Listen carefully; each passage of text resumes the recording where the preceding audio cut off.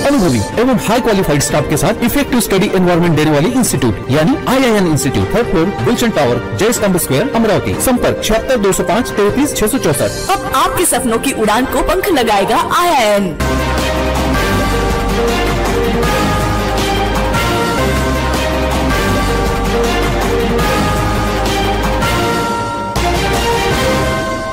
Share market सोबत क्रिप्टोकरन्सीत पैसे गुंतवणूक करा आणि जास्त प्रमाणात पैसे कमवा ही भूल थाप दिल्याने एक इसम बळी पडला।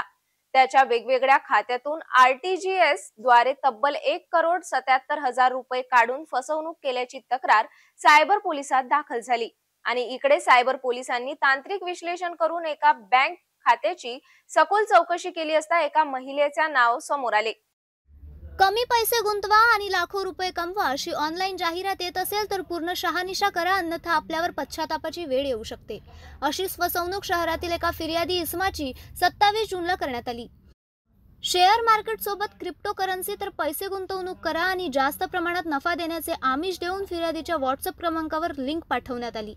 यात फिर्यादीने ॲप डाउनलोड करून त्याच्या वेगवेगळ्या बँक खात्यावर RTGS द्वारा तब्बल 1,77,824 रुपये ट्रान्सफर करण्यात आले।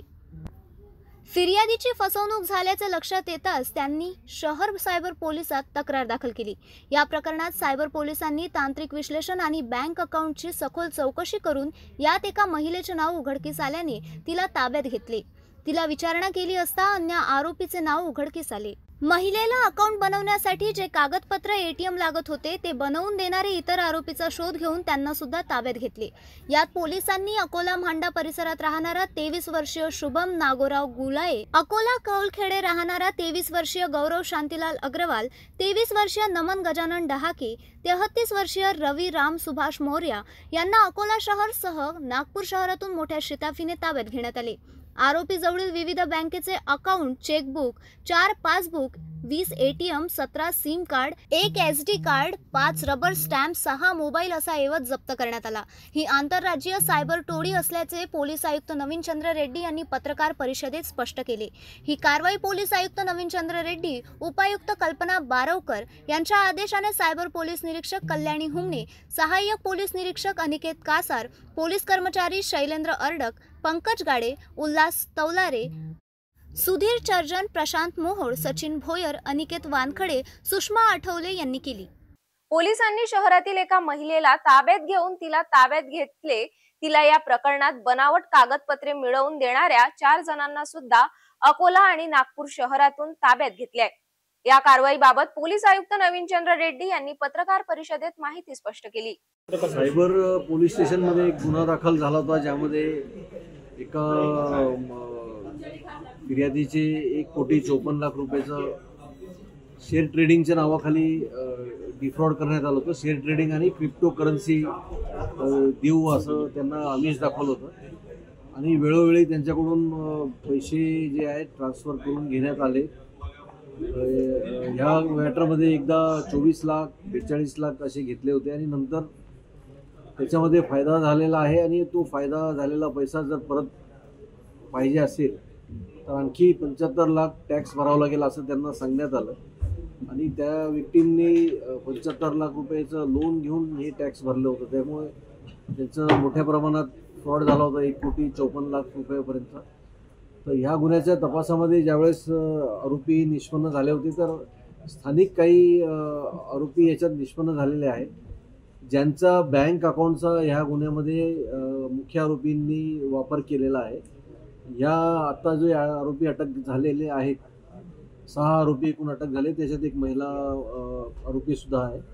यांच्याकडे यांच्या अकाउंट्समध्ये हे पैसे ट्रान्सफर झाले होते आणि मुख्य आरोपी जे काही विदेशात आहे आणि काही वेगवेगळ्या ठिकाणी आहे भारतामध्ये, या आरोपींनी असे अनेक व्यक्तींकडून बँक अकाउंट्स ओपन केलेले आहेत त्यांच्या नावावर, करंट अकाउंट्स, आणि त्या अकाउंट्समध्ये ते विक्टीमचे पैसे ट्रान्सफर करून घेतात आणि नंतर वेगवेगळ्या शेकडो अशा अकाउंट्समध्ये ट्रान्सफर करून ते पैसे विड्रॉ करून घेतात। तर अशी फ्रॉड करण्याची ही यांची पद्धत आहे आणि सर्व नागरिकांनी अलर्ट राहायला पाहिजे की आपल्या कुठल्याही प्रकारचे असे ऑनलाईन ट्रेडिंग किंवा ऑनलाईन जे अनोळखी लोक आहेत, अनोळखी कंपनी आहेत, जे क्रिप्टोकरन्सी देण्याची तुम्हाला आमिष दाखवतात किंवा जे पैसे वाढून मिळतील अशी आमिष दाखवतात, यांच्यासोबत ट्रेडिंग करणे धोकेदायक आहे. अनऑथेंटिक किंवा अनऑथोराइज्ड वेबसाईट्सवर जाऊन तुम्ही जर पैशाची ट्रेडिंग करत असाल तर तुमचे पैसे हे फ्रॉड होऊ शकतात आणि तुमचे नुकसान होऊ शकते. त्यामुळे सर्व नागरिकांना सावध करण्यात येत आहे आणि सर्वांना आवाहन करण्यात येते की कुठल्याही अनोळखी व्यक्तीसोबत अनोळखी वेबसाईटवर जाऊन कोणत्याही प्रकारचं ट्रेडिंग करणे हे धोकेदायक आहे. तर त्याला व्हेरिफिकेशन झाल्याशिवाय त्याच्यामध्ये ट्रेडिंग करू नये. आपला बँक अकाउंट नंबर, आपला मोबाईल नंबर, आपला OTP आलेला जो असतो तो कोणाशी शेअर करू नये हे सुद्धा या निमित्ताने आवाहन करण्यात येते. आणि आपला अकाउंट कुठल्याही अनोळखी व्यक्तीला विकू नये किंवा वापरण्यासाठी देऊ नये.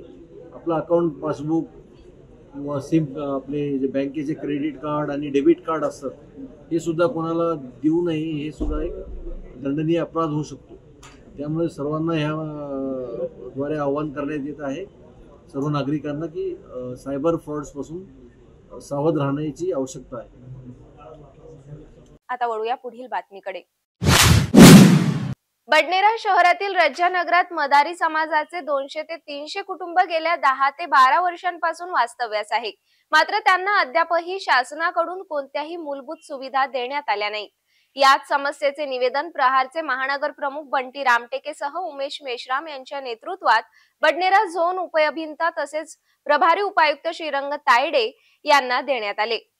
बडनेरा नवी वस्तीतील रजानगर परिसरात असणाऱ्या मदारी वस्तीत मूलभूत सुविधाच्या मागणीकरिता प्रहार जनशक्ती संघटनेच्या वतीने परिसरातील शेकडो नागरिकांनी बडनेरा झोन क्रमांक 4 चे उपायुक्त यांना निवेदन सादर केले. बडनेरा नवी वस्तीतील रजानगर परिसरात असलेल्या मदारी वसाहती गेल्या 10 ते 12 वर्षापासून मदारी समाजाचे 200 ते 300 कुटुंब वास्तव्यात आहे. या ठिकाणी शासनाच्या कोणत्याही मूलभूत सुविधा पुरवल्या जात नाही, तर स्थानिक लोकप्रतिनिधी जातीय द्वेषाने या नागरिकांना सुविधा उपलब्ध करून देत नसल्याचा आरोप प्रहार संघटनेचे महानगर प्रमुख बंटी रामटेके यांनी केला आहे. बडनेरा नवी वस्ती परिसरालगत असलेल्या रजानगर येथे रजानगरलाच लागून मदारी नगर आहे. त्या परिसरात गेल्या 15 ते 12 वर्षापासून हे मदारी कुटुंब, त्यांचे गरीब कुटुंब राहतात आणि त्या 15 वर्षापासून तिथं कोणतीही मूलभूत सुविधा उपलब्ध नाही, साधा रस्तासुद्धा नाही. आणि आता पावसाळ्यात दिवस सुरू झालेले आहेत, त्या रस्त्यामुळे त्या नागरिकांना अतोनात त्रास सहन करावा लागत आहे. आणि याची दखल घेत प्रहार जनशक्ती संघटनेचं शिष्टमंडळ येथील उपायुक्त कार्यालयात निवेदन घेऊन आलेलं आहे. आणि या संदर्भात माझ्यासोबत महानगर शहर प्रमुख प्रहार जनशक्ती संघटनेचे बंटीभाऊ रामटेके आहेत. त्यांच्या प्रतिक्रिया आपण जाणून घेऊ. ते देशातला एक आरोप केलेला आहे, त्या संदर्भात आपण काय बोलतो? इथं हा जो समुदाय मदारी समुदाय आहे, या समुदायाला 12 वर्षापासून रोड नाही. 12 वर्षापासून नाही. एक मंदिर असतं, मस्जिद असतं, विहार असतं, तिथून तुम्ही रोड टाकला असता. म्हणजे मंदिराले रोड आहे, मस्जिदले रोड आहे, विहाराले रोड आहे, पण मदारी समाजाच्या माणसाचे जिथं गरीब लोक राहतात तिथं रोड नाही आहे. मग जातीय द्वेषाचा आहे हा. मी म्हणतो या जातीच्या द्वेषातून मंदिराले मस्जिदले रोड नसला तर चालते, पण लोकांच्या घरापर्यंत रोड पाहिजे आपल्याला, हे जरुरी आहे. हा द्वेष आहे, इच्छा राजकीय आमदाराने केलेला द्वेष आहे. यांना लवकरात लवकर मनपाने रोड देण्यात यावा, नाही तर आम्ही प्रहारतर्फे तीव्र आंदोलन. राजकीय आमदाराचा जातीय द्वेष आहे. जिथे मस्जिद आहे, मंदिर आहे, स्मशानभूमीसुद्धा तिथे रस्ते आहेत, मात्र इथं मदारी ते कुटुंब राहतात, गरीब कुटुंब राहतात, त्यांच्या घरापर्यंत रस्ता नाही, असा आरोप बंटीभाऊ रामटेके यांनी केलेला आहे. आणि या संदर्भात माझ्यासोबत बडनेरा महानगर शहर प्रमुख संपर्क प्रमुख उमेश भाऊ मेश्राम आहेत, ते सुद्धा आपला प्रतिक्रिया व्यक्त करीत आहेत. काय बोलणार भाऊ? बडनेरा शहरातील नववस्तीमधील रजियानगर या परिसराच्या बाजूनेच मदारी मोहल्ला म्हणून वसाहत आहे. ते 15 ते 20 वर्षापासून वसाहत आहे, परंतु तिथं आजपर्यंत कोणत्याही प्रकारची जे शासनाचा जो सुविधा राहते ते सुविधा कोणत्याही प्रकारची सुविधा नसल्यामुळे त्यांना जेव्हा पाणी येतो त्यावेळेस हर वेळेचं त्याचं म्हणजे त्या लोकांचं गरीब लोकांचं दुखणं असं आहे की बा त्याला कमीत कमी नाही रोड नाल्या तर कमीत कमी आम्हाला मुरुम टाकून तरी देण्यात यावं, याकरिता त्यांनी यावेळेस मोर्चाचं आहे. आज आपण निवेदन दिलेलं आहे. हे निवेदन दखल घेतली तर आपलं प्रहारचं पुढचं पाऊल काय राहील? आता नियमानुसार यांनी 7 दिवसाच्या आत कारवाई करणे आवश्यक आहे, परंतु जर यांनी 7 दिवसाच्या आत अगर नाही केलं तर आम्ही मनपा अधिकाऱ्यांवर त्यांना त्या चिखलामधून घुमवून काढू आणि त्यांना झोळबे मारू का 2 शब्द सांगतो. हे होते उमेश मेश्राम. त्यांनी आज निवेदन दिलं आहे, शिष्टमंडळाने पूर्ण निवेदन दिलेलं आहे.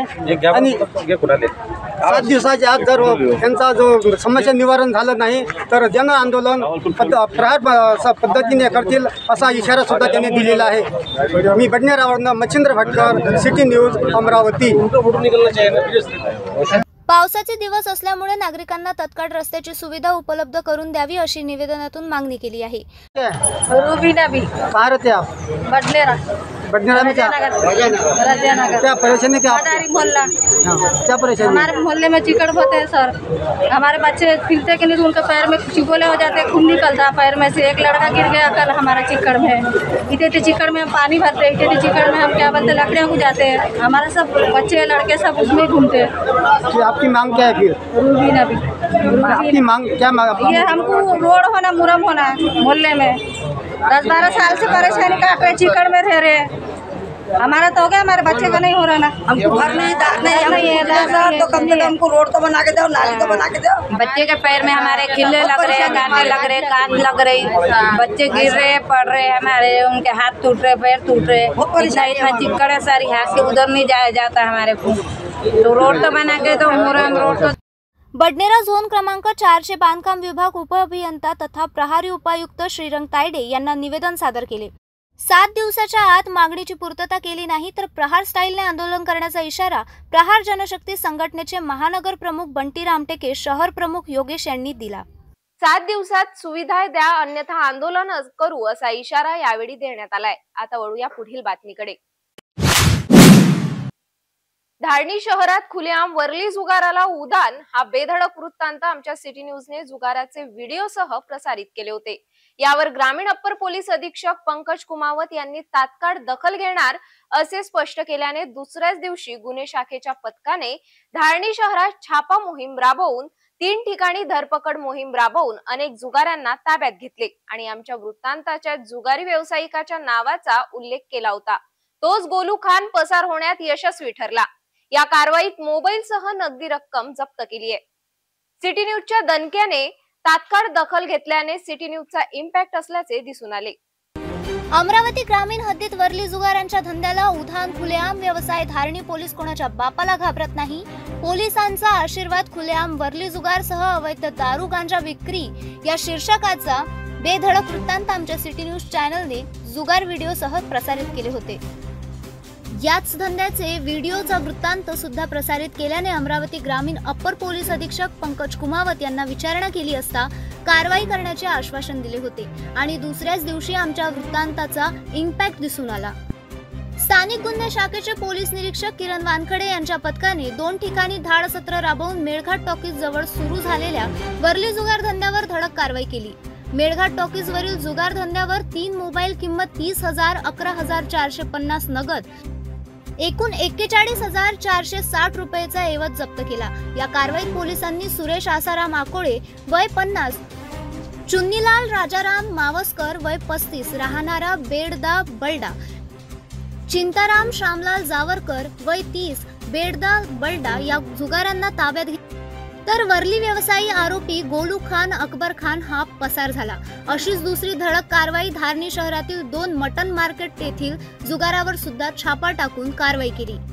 या ठिकाणी वरून नगदी 13,250 रुपये तर 3 मोबाईल असा एकूण 43,250 रुपयांचा मुद्देमाल जप्त केला. या प्रकरणात मुख्य आरोपी राजेश दहीकर सह दिलीप पटोरकर व अन्य 3 आरोपी जेरबंद करण्यात आले. दोन्ही कारवाईत पोलिसांनी कलम 12 महाराष्ट्र जुगार ऍक्ट सह गुन्हा दाखल करण्यात आला. ही कारवाई ग्रामीण गुन्हे शाखा पोलीस निरीक्षक किरण वानखडे यांच्या नेतृत्वात एपीआय सचिन पवार, पोलीस कर्मचारी रवींद्र वराडे, स्वप्नील तवर, सागर नाठे, शांताराम सोनोने यांनी केली. भातकुली तालुक्यातील वाठोडा शुक्लेश्वर येथे कृषी सप्ताहानिमित्त प्रगतीशील शेतकऱ्यांच्या सोबत संवाद साधून वृक्षारोपण कार्यक्रमाचे आयोजन करण्यात आले. या कार्यक्रमात तिवसा उपविभागीय अधिकारी तथा भातकुली सहाय्यक जिल्हा अधिकारी मीनू पीएम यांच्या संकल्पनेतून वृक्षारोपण कार्यक्रम राबविण्यात आला. कृषी सप्ताहानिमित्त भातकुली तालुक्यात तालुका कृषी विभागाच्या वतीने वाठोडा शुक्लेश्वर गावात वृक्षारोपण प्रगतिशील शेतकऱ्यांच्या सोबत संवाद साधून वृक्षारोपण कार्यक्रमाचे आयोजन करण्यात आले। या कार्यक्रमात कृषी अधिकाऱ्यांनी विविध योजनांसह विविध पिकांच्या लागवड तंत्रज्ञानाविषयी माहिती स्पष्ट केली।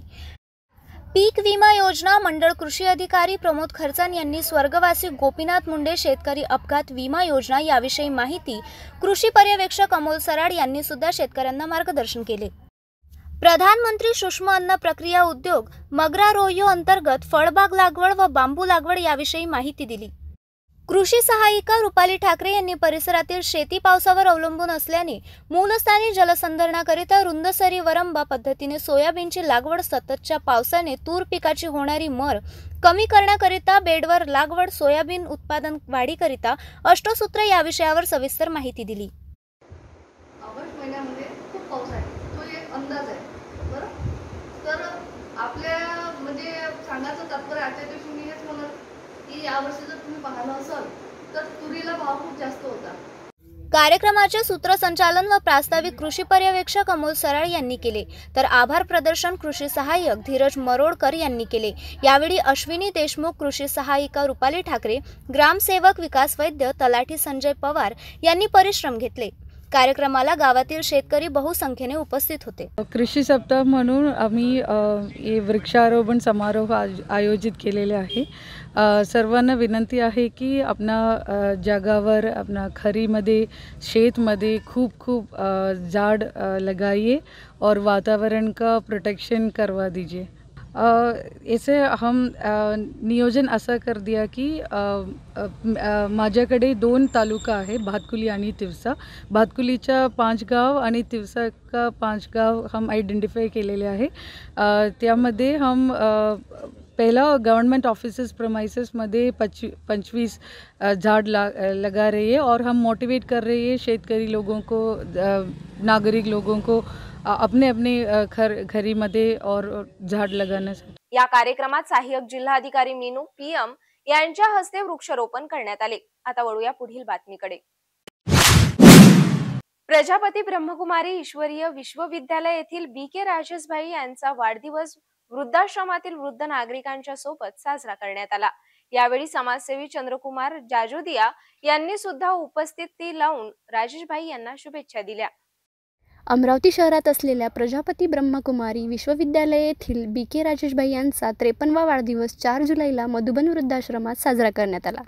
यावेळी समाजसेवक लप्पी सेठ उर्फ चंद्रकुमार जाजुदिया यांनी सुद्धा उपस्थिती दर्शवून BK राजेशभाई यांना वाढदिवसाच्या शुभेच्छा दिल्या। यावेळी ब्रह्मकुमारी विश्वविद्यालयाचे अनेक पदाधिकारी यांनी सुद्धा उपस्थित राहून राजेशभाई यांना शुभेच्छा दिल्या। सांगायचं जर झालं तर या अगोदरही तुम्ही ऐकलेलंच आहे आणि राजेशभाई तुमच्या सगळ्यांचे परिचित आहे, कारण त्यांचे वारंवार चक्कर इथे होत राहतात। कोणाच्या आणि कोणाच्या थ्रू, कोणाचा वाढदिवस असो किंवा कोणाचं काही असो, की इकडे तिकडे कुठे वाढदिवस सेलिब्रेट न करता त्यांचं म्हणणं फक्त एकच असते की चला मधुबन वृद्धाश्रमाला। कारण मधुबन या अर्थात या शब्दाचा अर्थ तुम्हाला सगळ्यांना चांगल्या प्रकारे आवडत आहे। वृद्धाश्रमातील अनेक व्यक्ती दुःखी असतात, यांना हसविण्यासाठी किंवा दुःखातून बाहेर काढण्यासाठी, मनोरंजन म्हणून आणि मनोबल वाढविण्यासाठी यावेळी संगीताचा कार्यक्रम घेण्यात आला।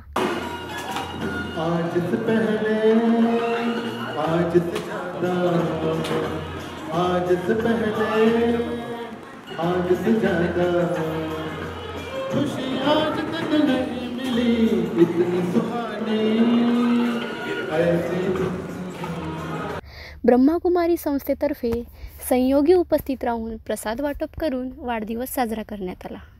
ओम शांती। माझं नाव राजेश भाई आहे। मी जवळपास 22 वर्षापासून प्रजापिता ब्रह्मकुमारी ईश्वरी विद्यासोबत जुळले आहे आणि हा वाढदिवस करायचं नेमकं कारण असं की मी त्या संस्थेसोबत बरेच वर्षापासून जुळला आहे आणि मला असं वाटतं की त्यांच्यासोबत जो आपण सेलिब्रिटी करतो त्यांना खूप आनंद मिळतो, कारण ते खूप दुःखी आहे। अशा प्रकरणातून आल्या घडून मुलांनी त्यांना त्यांची प्रॉपर्टी हडपली कोणी त्यांच्याजवळ विश्वासघात केला आणि त्यांना लपवून बाहेरगावाच्या बहाण्याने सोडून त्यांना वृद्धाश्रममध्ये सोडून दिलं, असे बरेचसे ते दुःखी आहे. तर मी नेहमी त्यांच्या सहवासात राहतो आणि मला त्यांच्या सहवासात राहणे मला खूप आवडते. कारण आमच्या राजयोगामध्ये पण हेच सांगितलं की सर्वांना सुख द्यायचं आहे आणि विश्वविद्यालय ब्रह्मकुमारी हाच मेसेज देते की प्रत्येकाला दुःखातून मुक्त करण्यासाठी त्यांच्या संपर्कात राहा. त्याकरता मी त्यांच्या सहवासामध्ये नेहमी राहत असतो. असं वाटते की आता याच्यावर मी एवढंच म्हणू शकतो की त्या नवीन पिढींना आपल्या आईवडिलाला अशी वेळ येऊ नका देऊ जेणेकरून त्यांना आपल्याला घडून काढायचं काम पडेल. कारण कर्माची गुहिगती खूप खराब आहे. जसं तुम्ही घरच्यांसोबत करा परिस्थितीत तुमचे मुलं ते पण तुमच्यासोबत तसे करू शकतात. तर माझ्या मते पुऱ्या भारतात जिथं जिथं असे वृद्धाश्रम आहे हे झालेच नाही पाहिजे. कारण आईवडिलाची हाय हे खूप खूप भयानक हाय राहते. त्या मुलांना त्या नवीन पिढींना मी हाच संदेश देतो की आईवडिलाची सेवा करणं हे खूप मोठं पुण्याचं काम आहे. आणि आईवडिलाची सेवा करणं एक देवी देवताच्या सेवेपेक्षा मोठी सेवा. कारण देवता आपण दिसले नाही बघितले नाही पण ते जागृत देव आपल्या घरी राहतात. तर त्यांची खूप चांगली सेवा करावी जेणेकरून वृद्धाश्रम आपल्या भारतामध्ये नसावेच नाहीसेच झाले पाहिजे अशीच माझी इच्छा आहे. अशी वाटते. पण आता प्रत्येक मुलाला हे कर्माचं फळ जेव्हा त्यांच्या लक्षात येईल तेव्हा त्यांना वाटेल की आईवडिलाची सेवा करणं हे खूप मोठं पुण्य आहे. मधुबन वृद्धाश्रमात अनेक वृद्ध नागरिकांनी बीके राजेशबाई यांना आशीर्वाद दिला. या दरम्यान प्रसाद वाटप करून वाढदिवस साजरा करण्यात आला. आता वळूया पुढील बातमीकडे. सिकलसेल आजार दिवसेंदिवस मोठ्या प्रमाणात आढळून येत आहे.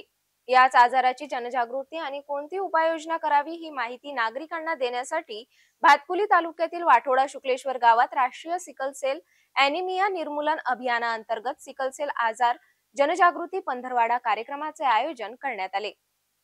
अमरावती जिल्ह्यातील भातकुली तालुक्यातील वाठोडा शुक्लेश्वर येथे राष्ट्रीय सिकलसेल ॲनिमिया निर्मूलन अभियानाअंतर्गत सिकलसेल आजार जनजागृती पंधरवाडा कार्यक्रम राबविण्यात आला. 19 जून ते 3 जुलै दरम्यान राबविण्यात येणाऱ्या सिकलसेल जनजागृती पंधरवाड्यात जिल्ह्यातील सर्व प्राथमिक आरोग्य केंद्रात सिकलसेल आजाराच्या बाबत जनजागृती करण्यात येऊन सर्व वयोगटातील लहान बालके प्रौढ व्यक्तींची सिकलसेल तपासणी करण्यात आली.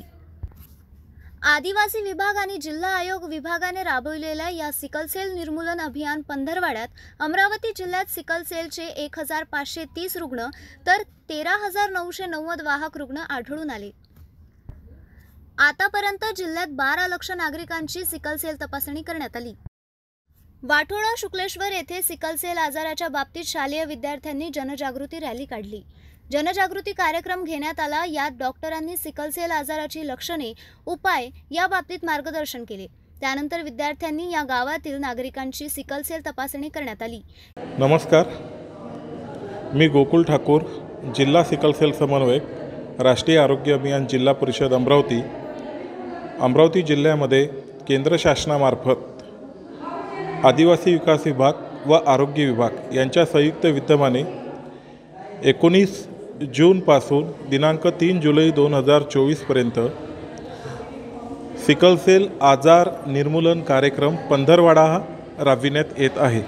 यामध्ये जिल्ह्यातील आश्रमशाळा तसेच इतर शाळेतील सर्व बालकांची सिकलसेलची प्राथमिक तपासणी करणे, सोबतच गावातील वयवर्ष 1 ते 40पर्यंत लाभार्थ्यांची तपासणी करणे हे या कार्यक्रमाचं मुख्य उद्दिष्ट असून या कार्यक्रमाबाबत जिल्ह्यामधील निदर्शनास आलेले सिकलसेलचे वाहक व रुग्ण यांचा निरोगी व्यक्तीसोबत विवाह कसा घडवून आणता येईल हा प्रयत्न करणे, त्यासोबतच हा एक आनुवंशिक आजार असल्यामुळे प्रत्येक घरातील प्रत्येक कुटुंबाची सिकलसेलची तपासणी होणे अपेक्षित आहे आणि ती लग्नापूर्वी करणे गरजेचे आहे. ज्या पद्धतीने आपण HIV तपासणी करतो त्याच पद्धतीने सिकलसेलची तपासणीसुद्धा करणे अभिप्रेत आहे.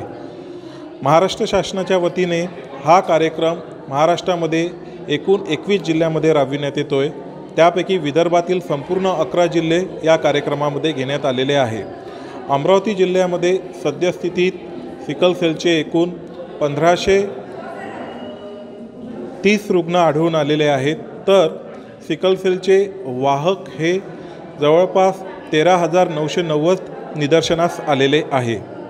यावर नियंत्रण मिळवण्यासाठी वरचेवर वैद्यकीय सल्ला घेणे, स्वतःची संपूर्ण वैयक्तिक तपासणी करून घेणे, त्यासोबतच सिकलसेल आजाराबाबत मनातील जे काही प्रश्न आहे त्याबद्दल वैद्यकीय अधिकाऱ्यांसोबत चर्चा करून त्या प्रश्नांची उकलन करणे, सोबतच जिल्ह्यामध्ये जे काही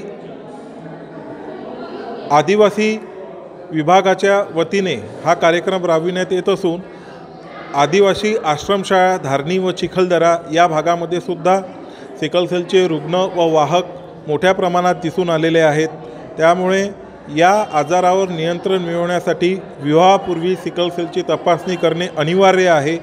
आनुवंशिक आजार असल्यामुळे प्रत्येक कुटुंबामध्ये सुद्धा या आजाराचा एखादा वाहक किंवा रुग्ण निदर्शनास येऊ शकतो. प्रामुख्याने आदिवासी कम्युनिटीमध्ये या आजाराचं प्रमाण अधिक प्रमाणात दिसून येतं आहे, परंतु आता तसं दिसून येत नाही आहे. तर आदिवासीसोबतच इतर कम्युनिटीमध्ये सुद्धा या आजाराचं प्रमाण आपल्याला अधिक प्रमाणात दिसून येत आहे. म्हणून या आजाराचं प्रमाण आपल्याला थांबवायचं जर असेल तर प्राथमिकतेने लग्नापूर्वी आपल्याला सिकलसेलची तपासणी करणं अनिवार्य आहे. व सोबतच समोरचा जोडीदार जर हा निरोगी असेल तर वाहक व निरोगी यांचा विवाह होऊ शकतो. 2 वाहकांचा विवाह होऊ शकत नाही, 2 रुग्णांचा विवाह होऊ शकत नाही. रुग्ण आणि निरोगी यांचा विवाह केल्यास हरकत नाही. महाराष्ट्रामध्ये आणि त्यातल्या त्यात विदर्भामध्ये सिकलसेलचे रुग्ण आणि वाहक मोठ्या प्रमाणात दिसून येत आहे. म्हणून माननीय पंतप्रधान श्री नरेंद्रजी मोदी यांनी सांगितलेले आहे की 2047पर्यंत आपल्याला सिकलसेल कार्यक्रम हा किमान याच्यावर आपल्याला पूर्णतः नियंत्रण मिळवायचे आहे. यासाठी प्रत्येक राज्याने प्रयत्न करणे अपेक्षित आहे. भारतामध्ये एकूण 17 राज्यांमध्ये या कार्यक्रमाची अंमलबजावणी करण्यात येत आहे. धन्यवाद. या कार्यक्रमात सरपंच मोहम्मद रिजवान, उपसरपंच माया भुरकाटे, ग्रामविकास अधिकारी विकास वैद्य यांनी या रॅलीला हिरवी झेंडी दाखवत रॅलीची सुरुवात करण्यात आली. यावेळी नागरिकांचा मोठा प्रतिसाद लाभला. यावेळी विद्यार्थी व गावातील नागरिकांची सिकलसेल तपासणी करण्यात आली.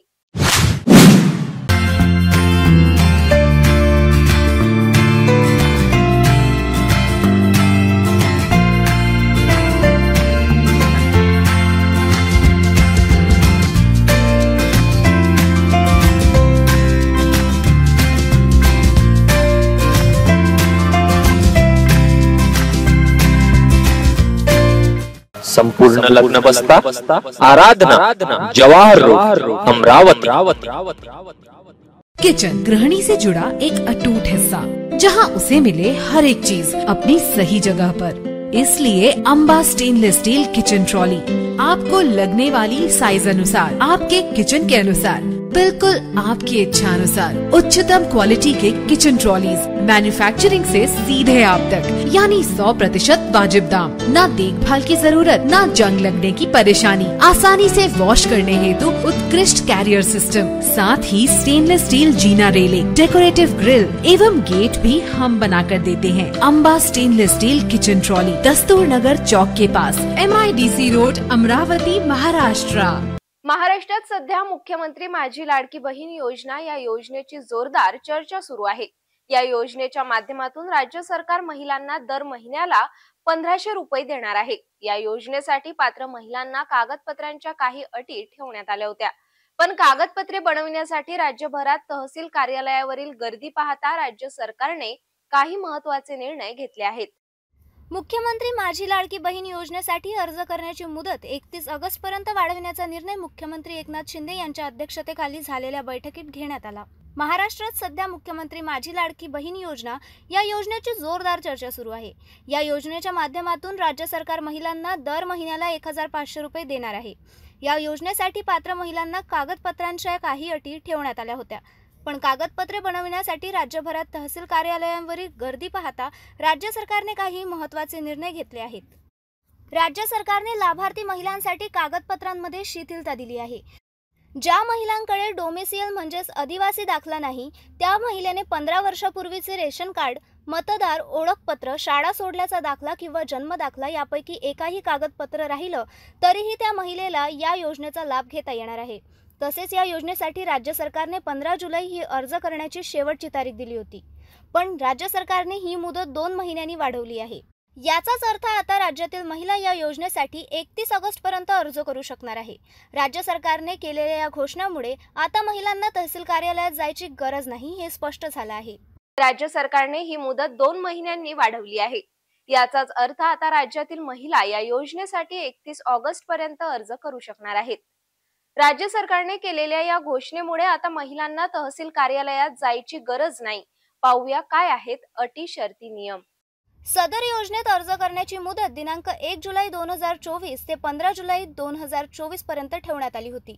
या मर्यादेत सुधारणा करण्यात येत असून आता सदर मुदत 2 महिने वाढवण्यात येत असून दिनांक 31 ऑगस्ट 2024 पर्यंत लाभार्थी महिलांना अर्ज करता येईल।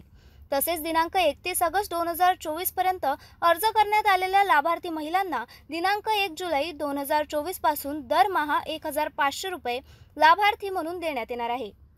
या योजनेच्या पात्रतेमध्ये आदिवास प्रमाणपत्र आवश्यक नसल्याचे नमूद करण्यात आले होते। आता लाभार्थी महिलेकडे आदिवास प्रमाणपत्र उपलब्ध नसेल तर त्याऐवजी 15 वर्षापूर्वीचे रेशन कार्ड, मतदार ओळखपत्र, शाळा सोडल्याचे प्रमाणपत्र, जन्म दाखला यापैकी कोणतेही ओळखपत्र प्रमाणपत्र ग्राह्य धरणार आहे। सदर योजनेतून 5 एकर शेतीची अट वगळण्यात आली आहे। सदर योजनेत लाभार्थी महिलांचे वयोगट 21 ते 60 वर्ष वयोगट ऐवजी 21 ते 65 वयोगट करण्यात आले आहे। परराज्यात जन्म झालेल्या महिलांनी महाराष्ट्रातील आदिवास असणाऱ्या पुरुषाबरोबर विवाह केला असेल तर अशा बाबतीत त्यांच्या पतीचे जन्म दाखला, शाळा सोडल्याचे प्रमाणपत्र, आदिवास प्रमाणपत्र ग्राह्य धरण्यात येईल। रुपये 2.5 लाख उत्पन्न दाखला उपलब्ध नसेल तर ज्या कुटुंबाकडे पिवळे किंवा केशरी राशन कार्ड उपलब्ध असेल त्यांना उत्पन्नाच्या दाखला प्रमाणपत्रातून सूट देण्यात येत आहे। सदर योजनेत कुटुंबातील एका पात्र अविवाहित महिलेला सुद्धा या योजनेचा लाभ देण्यात येणार आहे। चला तर जाणून घेऊया कागदपत्रांच्या अटी बदलण्यासाठी पडद्यामागे काय काय घडलं। मुख्यमंत्री माझी लाडकी बहीण योजनेसाठी अर्ज करण्याची मुदत 31 ऑगस्ट पर्यंत वाढविण्याचा निर्णय मुख्यमंत्री एकनाथ शिंदे यांच्या अध्यक्षतेखाली झालेल्या बैठकीत घेण्यात आला। या निर्णयाची माहिती उपमुख्यमंत्री अजित पवार यांनी विधानसभेत निवेदनाद्वारे दिली। विधान भवनातील मुख्यमंत्रीच्या समिती कक्षात झालेल्या बैठकीस उपमुख्यमंत्री देवेंद्र फडणवीस, उपमुख्यमंत्री अजित पवार, महिला व बाल विकास मंत्री आदिती तटकरे, मुख्य सचिव सुजाता सैनिक, वित्त विभागाचे अपर मुख्य सचिव OP गुप्ता, नियोजन विभागाचे अपर मुख्य सचिव राजगोपाल देवरा, महिला व बाल विकास विभागाचे सचिव अनूप कुमार यावेळी उपस्थित होते। योजनेसाठी नाव नोंदणी अर्ज करणे आदी कामांसाठी होणारी गर्दी लक्षात घेऊन अर्ज करण्याची मुदत 31 ऑगस्ट 2024 पर्यंत वाढविण्याबाबत मुख्यमंत्र्यांनी निर्देश दिले। 31 ऑगस्ट पर्यंत अर्ज करणाऱ्या महिलांना 1 जुलैपासून लाभ देण्यात येईल असा महत्त्वपूर्ण निर्णय घेण्यातच योजना सुलभ आणि सुटसुटीतपणे राबविण्याचे निर्देशही मुख्यमंत्र्यांनी विभागाला दिले। अर्ज करण्यासाठी मुदतवाढ देतानाच योजनेसाठी एकर शेतीची अट वगळण्याचा लाभार्थी महिलांचे वयोगट 21 ते 60 वर्ष वयोगट ऐवजी 21 ते 65 वर्ष वयोगट करण्याचा, परराज्यात जन्म झालेल्या महिलांनी महाराष्ट्रातील आदिवास असणाऱ्या पुरुषाबरोबर विवाह केला असेल तर अशा बाबतीत त्यांच्या पतीचा जन्म दाखला, शाळा सोडण्याचे प्रमाणपत्र, आदिवास प्रमाणपत्र ग्राह्य धरण्यात येईल असा निर्णय यावेळी घेण्यात आला। 2.5 लाख रुपये उत्पन्न दाखला उपलब्ध नसेल तर ज्या कुटुंबाकडे पिवळे किंवा केशरी रेशन कार्ड उपलब्ध असेल त्यांना उत्पन्नाच्या दाखला प्रमाणपत्रातून सूट देण्याचा निर्णय या बैठकीत घेण्यात आला। या योजनेत कुटुंबातील एका पात्र अविवाहित महिलेला सुद्धा या योजनेचा लाभ देण्यात येणार असून योजनेमध्ये सुधारणा केलेल्या निर्णयांचा शासन निर्णय तातडीने जाहीर करण्याचेही मुख्यमंत्र्यांनी यावेळी सांगितले आहे। आता वळूया पुढील बातमीकडे। ऑगस्ट मध्ये फॉर्म भरून जुलैमध्येच पैसे मिळत असेल तर अशी जगात कुठलीच योजना नाही। दुसऱ्या दिवशीच या योजनेत त्रुट्या आढळून आल्या। या योजनेसाठी आमच्या बहिणींची तारांबळ उडत आहे। परिपूर्ण या योजनेचा ड्राफ्ट तयार केला नाही अशी प्रतिक्रिया खासदार बळवंत वानखडे यांनी स्पष्ट केली। जिल्ह्यामध्ये महिलांची तारांबळ उडालेली आहे, गर्दी दिसत आहे, शासनाला काय निर्देश देणार? हे बघा, ही जी काही योजना आहे ही खऱ्या अर्थानं निवडणूक डोळ्यासमोर ठेवून केलेली योजना आहे। अशी कुठलीही योजना नाही जगातली की जे फॉर्म आपण ऑगस्टमध्ये भरू आणि जुलैमधलेच पैसे त्याचे भेटतील, अशी जगातली कुठलीही योजना नाही। ती योजना यांनी आणली। या योजनेत तुमच्यात लक्षात आलं असेल तर या योजनेत जे काही त्रुट्या आहेत त्या दुसऱ्या दिवशीच त्यांनी फार मोठे बदल केले। म्हणजे हे काही अभ्यासपूर्ण योजना आहे काय? अभ्यास करून आणलेली योजना आहे का? नाही. त्याच्यात त्रुट्या म्हणजे दुसऱ्याच दिवशी त्रुट्या जर समजतात तर मग हे घाईघाईत झालेलं काम आहे. याच्यानंतरही अनेकसुद्धा त्रुट्या त्याच्या आपल्याला पाहायला मिळेल. आज पूर्ण महाराष्ट्रात आमच्या भगिनींची वाताहत होत आहे. त्यांना कागदपत्रासाठी खूप धावपळ करावं लागत आहे. जे काही अशिक्षित आमच्या भगिनी आहेत त्यांची तर खूपच तारांबळ उडत आहे. तर असो, मी हेच म्हणेल की कॉपी मारली योजना असं वाटतं का तुम्हाला? तिथल्या कॉपी मारली हा तर भाग वेगळा, परंतु यांनी जे काही तयार केला त्याचा ड्राफ्ट तो परिपूर्ण ड्राफ्ट तयार नाही केला. परिपूर्ण ड्राफ्ट जर असता तर त्याचा एक वेगळा फायदा झाला असता किंवा ती योजना भविष्यात चांगली ठरली असती. परंतु मला असं वाटते की ही योजना फक्त निवडणुकीसाठी आहे, त्याच्यानंतर काही याचा भविष्य राहणार नाही. या योजनेत ज्या काही त्रुट्या आहेत त्या यांनी दुसऱ्या दिवशीच समोर आणल्या आहे. अभ्यास करून आखलेली ही योजना नाही. ही योजना फक्त निवडणुकीपुरती आहे, त्यानंतर भविष्यात ही राहणार नाही, ही अशी प्रतिक्रिया खासदार बळवंत वानखडे यांनी स्पष्ट केली. आता वळूया पुढील बातमीकडे. विरोधी पक्षनेते खासदार राहुल गांधी यांच्या वक्तव्याचा धारणीत भाजपच्या वतीने निषेध व्यक्त करण्यात आलाय. भाजप जनता पक्षाच्या वतीने 4 जुलैला राहुल गांधी यांचा निषेध करून धारणी उपविभागीय अधिकारी व तहसीलदार प्रदीप शेवाड़े यांना कार्यवाही करिता निवेदन देण्यात आले. आज भारतीय जनता पार्टी धारणी शहर मंडल की or say Hum Bharatiya Janata party के कार्यकर्ताओं ने महामहिम राष्ट्रपति जी को एक निवेदन प्रस्तुत किया है. तहसीलदार जी के माध्यम से हमने ये निवेदन दिया है और ये निवेदन इसलिए था क्योंकि हमारे विरोधी कांग्रेसी सो कॉल्ड नेता राहुल जी गांधी ने हमारे हिंदू धर्म के विरोध में जो वक्तव्य किए हैं, हिंदू धर्म को हिंसा फैलाने वाला कहा है, उनके विरोध में हम सब निषेध व्यक्त करने यहाँ पर आए थे. और हम सब की यही राष्ट्रपति महामहिम जी से यह अनुरोध है कि वे जल्द से जल्द उनके खासदारगी पद को रद्द करें. भारतीय जनता पार्टी धारणी शहर मंडल की ओर से आज माननीय राष्ट्रपति महोदया के नाम से माननीय तहसीलदार साहब इनके मार्फत हमने एक निवेदन दिया है. इस निवेदन में ये है कि जो 1 जुलाई को माननीय महामहिम राष्ट्रपति इनके अभिभाषण पे जो लोकसभा में चर्चा हो रही थी, उस चर्चा में कांग्रेस पार्टी के विरोधी पक्ष नेता राहुल गांधी इन्होंने हिंदू समाज को हिंसक कहा है, नफरती फैलाने वाले कहा है. हम इसकी घोर निंदा करते हैं और राष्ट्रपति महोदय से ये अपील करते हैं कि उन्होंने जो संसद में हिंदू समाज के प्रति जो भावनाएं व्यक्त की है उसका हम धारणी भारतीय जनता पार्टी की ओर से निषेध करते हैं और महामहिम राष्ट्रपति जी से निवेदन करते हैं कि उनकी संसद की सदस्यता रद्द की जाए.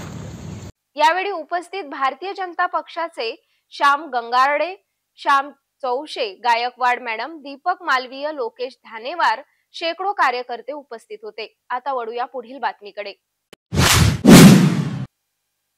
शेकडो जैन श्रावकांना दीक्षा देणारे तसेच विख्यात असे राष्ट्रसंत श्री 108 विराग सागरजी महामुनिराज महाराज 4 जुलै रोजी जालना जिल्ह्यातील देवमूर्ती ग्राम डोनगाव जवळ अनंतात विलीन म्हणजेच समाधिस्थ झाले. या दुःखाची बातमी पसरताच सर्व जैन समाज बांधवाचे मध्ये शोककळा पसरली. त्यांना सर्व क्षेत्रातून श्रद्धांजली वाहिली जात आहे. देशातील 350 पेक्षा अधिक जैन श्रावकांना धर्मदीक्षा देणारे विशाल संघाचे जननायक परमपूज्य दिगंबर जैनाचार्य राष्ट्रसंत भारत गौरव गणाचार्य श्री 108 विराग सागरजी महामुनिराज महाराज यांचा अचानक 4 जुलै रोजी जालना येथील देवमूर्ती ग्राम डोनगाव जवळ समाधिस्थ झाले. याची माहिती पसरताच देशभरात शोककळा पसरली. समस्त जैन समाज बांधवात दुःखाची लहर पसरली. काही दिवसापूर्वी महाराज आपल्या 42व्या अनुयायासह पदभ्रमण करीत असताना त्यांचे अमरावती शहरात आगमन झाले होते. त्यावेळी विराग सागरजी महामुनिराज महाराज यांचे समाजसेवक चंद्रकुमार जाजोदिया, सिटी न्यूज चॅनलचे प्रबंध संपादक डॉक्टर चंदू सोजतिया, अभिनंदन पेंडारी, महेश कोठारी, अनिल सुराणा, दीपक पेंढारी, सुरेश जैन यांनी दर्शन घेऊन त्यांच्यासोबत धर्म व समाजकार्याबद्दल चर्चा केली होती.